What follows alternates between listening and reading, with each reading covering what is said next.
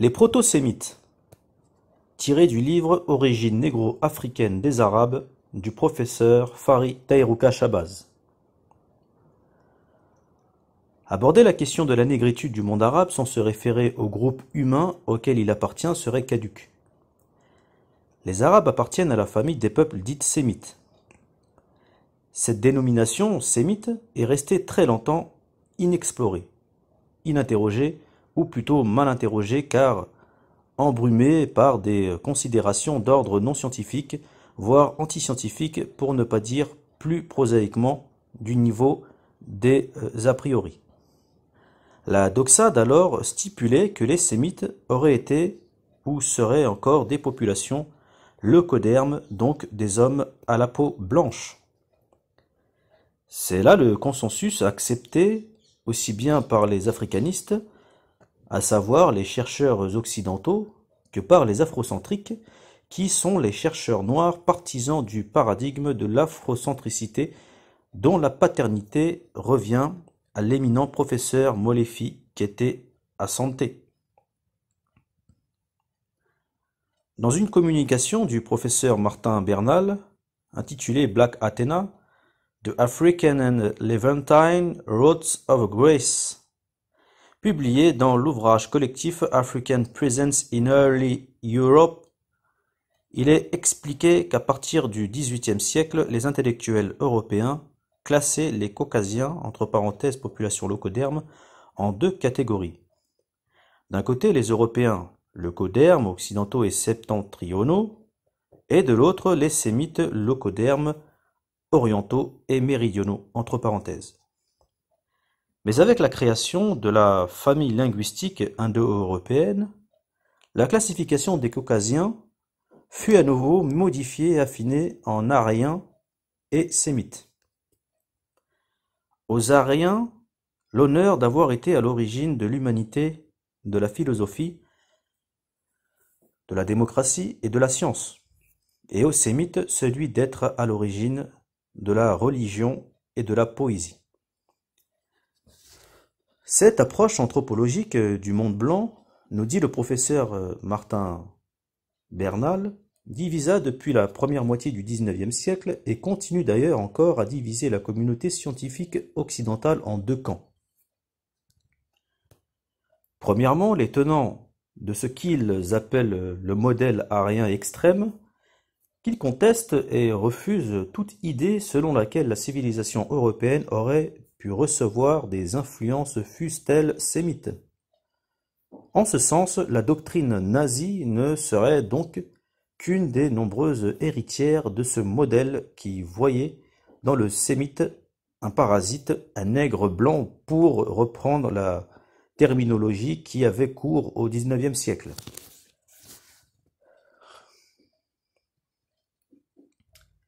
Le deuxième camp est quant à lui constitué de ceux qui se retrouvent dans ce qu'ils appellent le modèle aryen ouvert qui reconnaît, certes, une influence sémitique sur la civilisation européenne. Mais cette influence ne proviendrait uniquement que de la Phénicie et surtout pas de l'Égypte antique. Certainement que l'expédition du général Napoléon en Égypte avec son escadron de scientifiques a dû faire déchanter beaucoup de ces intellectuels forcés de rendre compte, malgré eux, de la négritude de la civilisation pharaonique, les travaux de Champollion le Jeune, du comte de Volney ou encore d'Amélino. Et il appert que ce dernier modèle identifié par le professeur Martin Bernal est celui qui a la faveur de l'intelligentsia occidentale depuis 1945 avec la chute du nazisme et du modèle aryen extrême. Aussi voit-on, ici et là, des scientifiques occidentaux faire des pieds et des mains pour tenter de prouver que les sémites feraient bel et bien partie des Caucasiens. C'est le cas, par exemple, d'Ilan Blanchard qui, parlant de la région du delta du Niger, où fut fondé l'empire du Ghana, nous dit, je cite, « Quel est le peuple de Peuls, nomades blancs sémites, originaires du nord de l'Éthiopie, Nubie et du désert sarrao-libyen et qui, autour de l'an 300 après Jésus-Christ, ont migré vers l'ouest. Fin de citation. Les dernières études linguistiques ont fini de démontrer le caractère éminemment sémite des Peuls, ce qui oblige les sémitisants, partisans de la thèse des Sémites blancs, à forger intellectuellement les Peuls blancs car, pour eux, il ne peut exister de Sémites noirs. Quand bien même que ces Peuls seraient originaires de la Nubie, du nord de l'Éthiopie ou du Sahara libyen, et vivrait dans la boucle du Niger, comme le reconnaît ici, malgré lui, Liam Blanchard. Ainsi, voyons-nous, là une contradiction stupéfiante entre les constructions intellectuelles basées sur des présupposés, des dogmes, entre parenthèses les sémites sont blancs, et la réalité qui est tout autre. Il ne viendrait à l'idée de personne de classer les Peuls parmi les peuples blancs, tant leur négritude saute aux yeux, mais seul le fanatisme intellectuel défendant une position dogmatique pourrait faire d'eux des blancs. Liam Blanchard n'est pas le seul à soutenir cette position inconfortable et intenable du fait de l'adoption contre toute raison de la dialectique des prétendus sémites blancs. Maurice Lombard, fort connu pour ses riches travaux sur l'époque médiévale, malgré sa science semble lui aussi verser dans cette incongruité. Dans son livre « Études d'économie médiévale, les métaux de l'ancien monde du 5e au 11e siècle », il oppose également d'imaginaires Peuls blancs, car sémites entre parenthèses, aux nègres représentés par les Souniqués. Je cite. Cet empire Peul de Ghana fut détruit à la fin du 8e siècle par les Noirs Soninké, dont la domination s'étendait vers l'est jusqu'au Niger, vers l'ouest jusqu'à l'Atlantique, au sud jusqu'à Ouangara. Fin de citation. L'inconsistance de la thèse du sémite blanc est telle que nous pouvons lire sous la plume d'une autorité comme Donald N. Levin des aberrations dont le seul but n'est autre que de défendre coûte que coûte la position pourtant faible de la doxa désémitisant du modèle de l'art arien ouvert. Voilà ce qu'il dit dans Greater Ethiopia, the Evolution of a Multi-Ethnic Society, parlant de la population habitant la Grande Éthiopie plus de 2000 ans avant Jésus-Christ. Je cite. Nous pouvons considérer qu'il est possible qu'à la fin du 3e millénaire avant Jésus-Christ, ses principaux habitants étaient des Caucasiens noirs, soulignés par nous, entre parenthèses, ou afro-méditerranéens, peuple pratiquant une forme rudimentaire d'agriculture et la domestication des animaux et parlant les trois branches que sont l'afro-asiatico-sémitique, le cushitique et l'omotique. Fin de citation.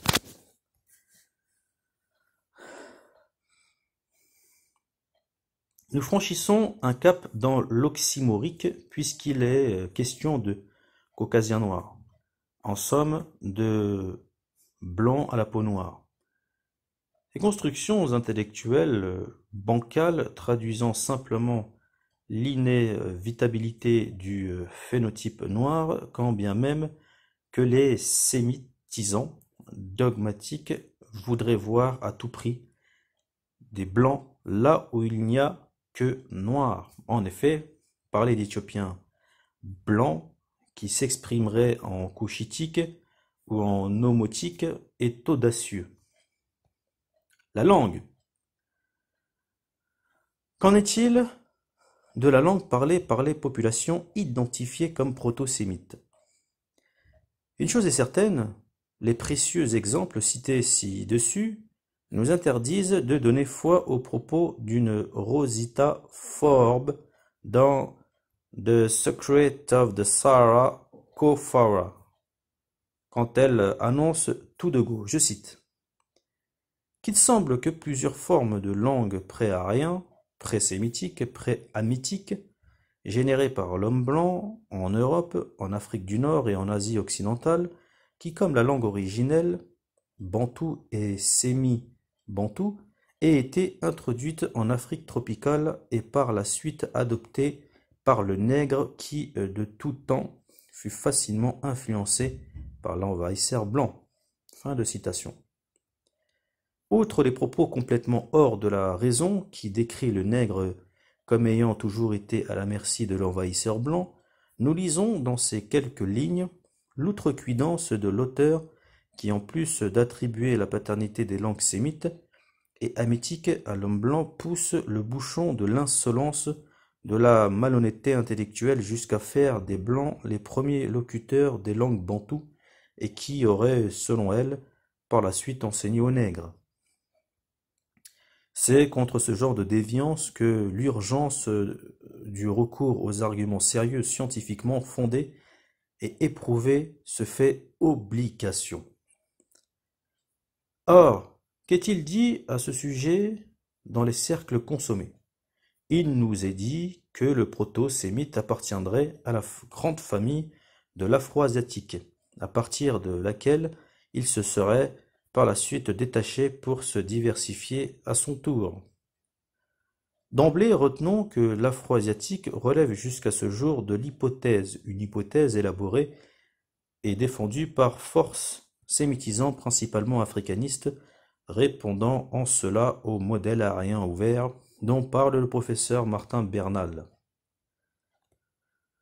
Cela est confirmé sous la dictée catégorique de Jean-Claude Mboli dans son livre Origine des langues africaines, essai d'application de la méthode comparative aux langues africaines anciennes et modernes. Je cite, l'afro-asiatique, le nostratique, le proto-monde, etc. sont de pures hypothèses et le resteront et très probablement à jamais, tandis que l'indo-européen, le bantou, le sémitique sont depuis longtemps devenus des théories car y trouvent des règles de correspondance phonétique par exemple, permettant d'expliquer les faits nouveaux, donc différents de ceux qui ont motivé leur création et d'en prévoir d'autres. Fin de citation.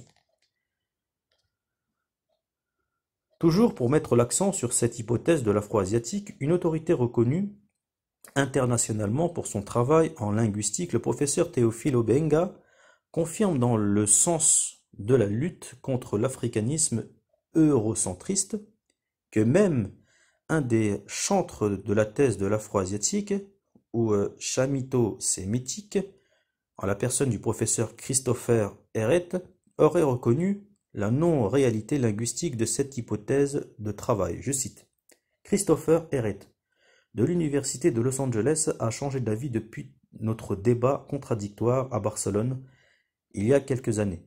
Il n'a jamais considéré le berbère comme une branche de la famille de l'afro-asiatique ou chamito-sémitique. Il ne croit plus à la réalité linguistique de l'afro-asiatique ou chamito-sémitique. Fin de citation. Mais si nous faisons recours à cette hypothèse des africanistes sémitisants, c'est surtout pour montrer que même dans leurs spéculations les plus ubuesques voulant retirer à l'Afrique la paternité du monde sémitique, ils sont en définitive, et malgré eux, obligés de reconnaître le caractère purement africain de leur construction idéologique, quel que soit le nom qu'ils veulent bien donner à cette construction hypothétique ou nom de proto-linguistique afro-asiatique chamito-sémitique entre parenthèses. Le coumen de cette dernière, son lieu de naissance, son univers reste indubitablement africain, et cela d'après leur propre constat. L'ouvrage collectif Les langues africaines, dont la direction est assurée par Bern N. et Derek Nurse, précise, je cite, qu'en dehors des incursions en Afrique, la distribution actuelle des filles 2A afro-asiatique entre parenthèses, n'a pas changé de manière significative durant la période historique connue. Toute discussion concernant le foyer d'origine de l'afro-asiatique entraîne donc des spéculations sur des événements préhistoriques. Fin de citation. Remonter au-delà de la préhistoire, c'est placer l'hypothèse de l'afro-asiatique dans un repère chronologique antérieur à 3000 ans avant Jésus-Christ. C'est en substance la position soutenue par Thomas L. Thompson dans The Early Israeli People from the Written et Archaeological Sources, s'appuyant sur les travaux de Diakhanoff, je cite, en 1980, se basant lui-même sur le proto-lexique de Frenzaroli. Diakhanoff proposa une histoire schématique de l'origine des langues sémites à partir des migrations du proto-afro-asiatique qui prennent naissance en Afrique du Nord entre le 6e et le 5e millénaire avant Jésus-Christ, conséquemment à la dessiccation du Sahara. Fin de citation.